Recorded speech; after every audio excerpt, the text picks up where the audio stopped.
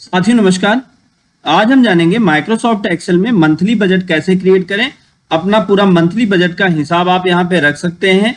तो ये वीडियो आपके लिए बहुत ही यूनिक हो सकता है। वीडियो को बिना स्किप किए आप पूरा वीडियो देखें जिससे आपको पूरा नॉलेज मिल पाए। तो सबसे पहले यहाँ पे हम बनाते हैं मंथ।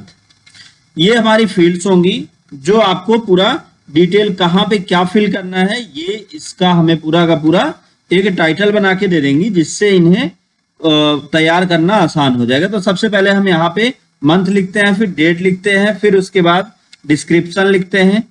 डिस्क्रिप्शन के बाद फिर हम लिखते हैं कैटेगरी, किस तरह की कैटेगरी में हमने खर्चे किए हैं।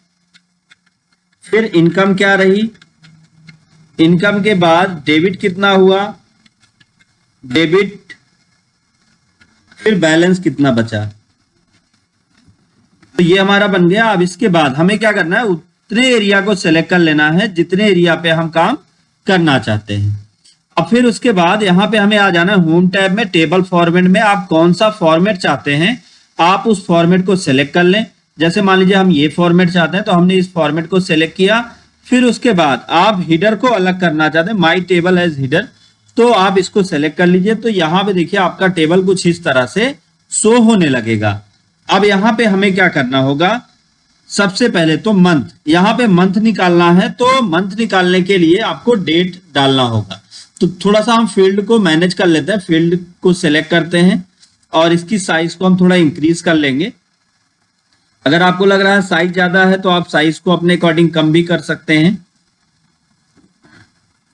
अब फिर उसके बाद किसी भी टेबल की साइज को आप अपने अकॉर्डिंग कम या ज्यादा कर सकते हैं, फील्ड की साइज को।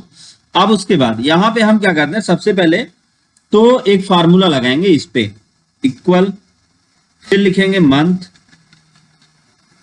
मंथ, यहाँ पे मंथ फार्मूला लगेगा। फिर उसके बाद किससे आपको रिजल्ट चाहिए, इससे, तो इस सेल को सेलेक्ट करें और ब्रैकेट क्लोज करके इंटर कर देते हैं। तो यहाँ पे जैसे अभी डेट लिख उठा है, अगर आप यहाँ पे मान लीजिए कोई भी डेट टाइप करते हैं, फॉर एग्जाम्पल हम टाइप कर देते हैं 8वां महीना 1 तारीख 2024, तो ये यहाँ पे इस तरह से आ जाएगा। लेकिन अगर यही हमने क्या किया, हमने फिर से एक बार हम करके आपको दिखाएंगे। यहाँ पे हमने मंथ किया, हमने किया अच्छा, इसके फॉर्मेट को भी आप चेंज कर सकते हैं, डेट के फॉर्मेट को भी आप चेंज कर सकते हैं। आप जैसा फॉर्मेट चाहें यहाँ से आप डेट के फॉर्मेट को अपने अकॉर्डिंग चेंज कर सकते हैं। DD, MM, YY या जो भी डेट आप चाहते हैं उस डेट को आप यहाँ पे सेट कर लें। अगर आप MMDD YY चाहते हैं तो आप मंथ, डेट और ईयर कर लें। तो यहाँ से हम इसके फॉर्मेट को करते हैं ये फॉर्मेट और करते हैं ओके। अब फिर उसके बाद यहाँ पे लिखते हैं equal month, month, equal month, और फिर उसके बाद किस सेल से हमको रिजल्ट चाहिए वो सेल हम लेते हैं। तो जैसे हम एक सेल पहले क्लिक कर लेते हैं लेकिन अब बाद में आ जाते हैं और ब्रैकेट क्लोज करके एंटर कर देते हैं। तो यहाँ पे आपको इस तरह से जो डेट है इस तरह से आ जाएगी। तो इसके फॉर्मेट को आप चेंज कर लीजिए, सेलेक्ट करिए, होम टैब में इसको डेट से कर दीजिए नंबर, तो आपको पता चल जाएगा कि ये कितनी तारीख है, कौन सा नंबर है। तो यहाँ पे इस तरह से आ जाएगा। अब जैसे 8 की जगह 8वां महीना है, अगर यहीं पर आप डालते 1/1/2024 तो ये 1 तारीख पहला महीना आ जाता। दूसरा महीना होता तो जैसे आपने डाल दिया 1/2, अच्छा ये 2 तारीख हो गई। इसका जो फॉर्मेट है यहाँ पे आपने किया 2/1/2024, तो आप देखिए यहाँ पे ऑटोमेटिक ये दूसरा मंथ आ जाएगा। तो मंथ आपके अकॉर्डिंग सेट होगा। फिर उसके बाद डिस्क्रिप्शन हमने यहाँ पे दिया कि पहले महीने में ही कितना ट्रांजैक्शन हुआ। तो अब यहाँ पे आप क्या डिस्क्रिप्शन, किस टाइप का आप प्रोडक्ट लेना चाहते हैं। अभी एक चीज और कर सकते हैं, यहाँ पे पहले हम कैटेगरी डिसाइड कर सकते हैं। तो हमने क्या किया, सेलेक्ट कर लिया कौन, अब यहाँ पे कैटेगरी कौन कौन सी कैटेगरी में हमने टर्नओवर किया है, हमने क्या सामान लिया, इसके लिए डेटा टाइप में चलते हैं। और डेटा टाइप में चलने के बाद यहाँ पे हमें आ जाना है डेटा वैलिडेशन पे।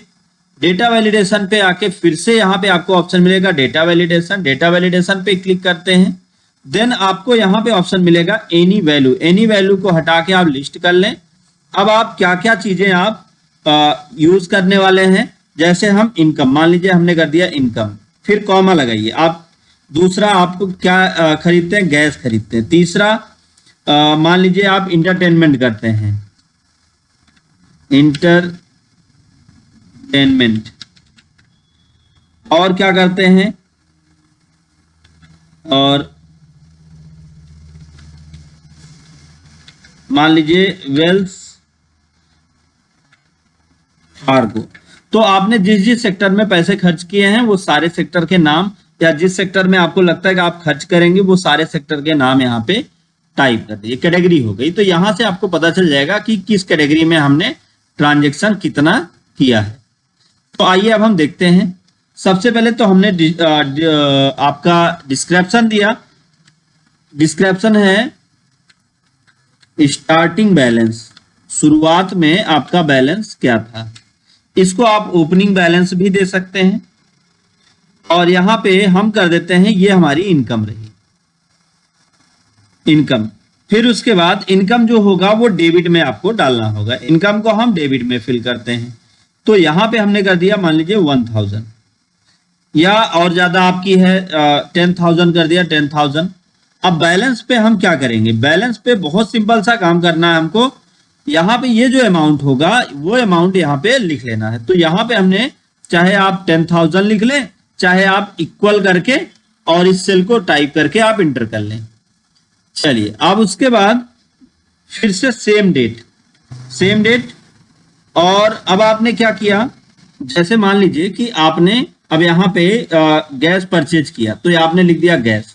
अब यहाँ पे कैटेगरी में आ जाते हैं, तो यहाँ पे डिस्क्रिप्शन दे देते हैं गैस। अब ये आपके अब इसको हम क्या करेंगे, इसको हम यहाँ पे इनपुट करते हैं डेबिट में। तो डेबिट में मान लीजिए कि हमने किया 1000 का। अब यहाँ पे ऑटोमेटिक रिजल्ट आना चाहिए। तो रिजल्ट आने के लिए हमें क्या करना है, सबसे पहले यहाँ पे आपको एक फार्मूला टाइप करना होगा, इक्वल सम, फिर ब्रैकेट ओपन, फिर उसके बाद सबसे पहले तो आप बैलेंस को सिलेक्ट करें, बैलेंस, क्योंकि हम बैलेंस से ही काम करेंगे। फिर प्लस करें, प्लस क्या करना है हमको, इनकम। इनकम क्या रही, इनकम ये सेल है। फिर उसके बाद माइनस करना है, माइनस क्या करना है, आपका डेबिट इनकम। डेबिट इनकम हमने माइनस किया, ब्रैकेट क्लोज किया और कर दिया इंटर। तो अब यहाँ पे 1000 का डेबिट हुआ, तो यहाँ पे ऑटोमेटिक ये आ गया। फिर उसके बाद मान लीजिए कि 2 तारीख को अब इसी को आप ड्रैग कर दें तो डेट ऑटोमेटिक चेंज हो जाएगा। तो कॉर्नर पे क्लिक करके यहां से आप ऐसे नीचे जहां तक आप एंट्री करना चाहते हैं ड्रैग कर दिया।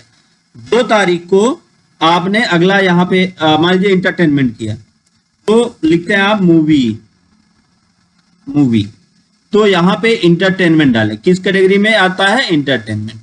अब उसके बाद यहाँ पे कितना किया, अब मान लीजिए कि आपने कर दिया 500 का।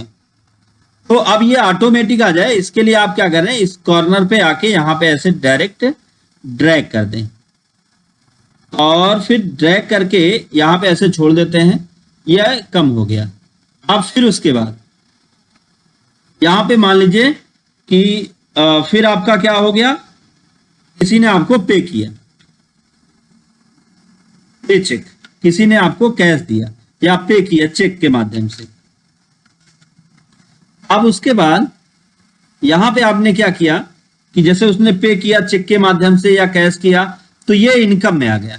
तो अब इनकम को हम टाइप कर देते हैं यहां पे, मान लीजिए हमको 2000 रुपए आया, तो वो ऑटोमेटिक इसमें प्लस हो जाएगा इस तरह से। और लास्ट में यहाँ पे आप देख सकते हैं कि आपके पास क्या बैलेंस बचा, वो सारी चीजें आप अगर पूरा बैलेंस देखना चाहते हैं तो आप अल्टर करके इक्वल करके इसको सेलेक्ट कर लें, या लास्ट में आपका क्लोजिंग बैलेंस आ ही जाता है। तो इस तरह से आप बहुत ही आसानी के साथ अपना पूरा का पूरा मंथली बजट क्रिएट कर सकते हैं। उम्मीद है आपको ये समझ में आया होगा। अगर वीडियो आपको समझ में आया हो, वीडियो आपके लिए नॉलेजफुल रहा हो, तो वीडियो को लाइक करें, ज्यादा से ज्यादा लोगों तक शेयर करें ताकि उनको भी नॉलेज मिल पाए। दोस्तों thank you so much video को अंत तक देखने के लिए।